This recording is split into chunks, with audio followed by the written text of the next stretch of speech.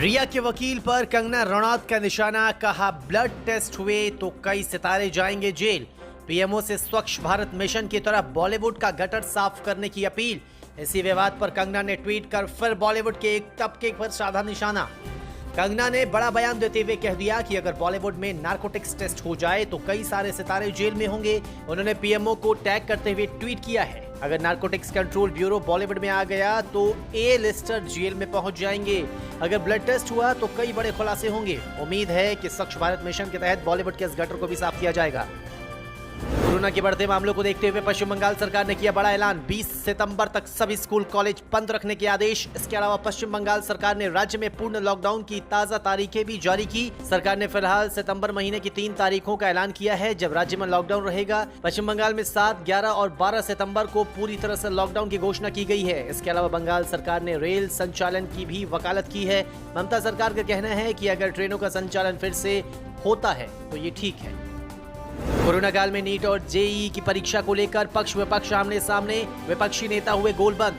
7 गैर बीजेपी शासित राज्यों के मुख्यमंत्रियों ने तय किया कि सितंबर में प्रस्तावित नीट और जेईई परीक्षा के खिलाफ सुप्रीम कोर्ट का दरवाजा खटखटाएंगे। इन 7 राज्यों के मुख्यमंत्रियों ने कहा है कि कोरोना संक्रमण के दौर में वो नीट और जेईई परीक्षा कराने के केंद्र के फैसले को सुप्रीम कोर्ट में चुनौती देंगे।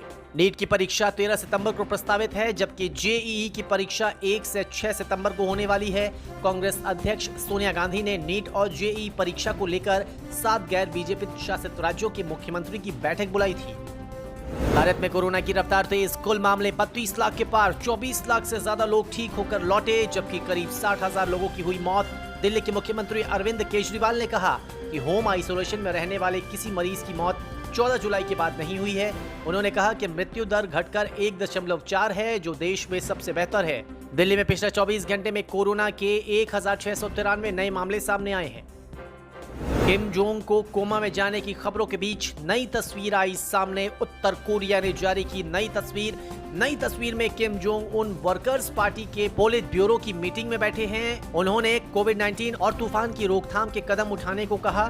नई तस्वीर दिवंगत दक्षिण कोरियाई राष्ट्रपति किम जे जुंग के पूर्व सहयोगी की तरफ से किम के कोमा में होने के दावे के बाद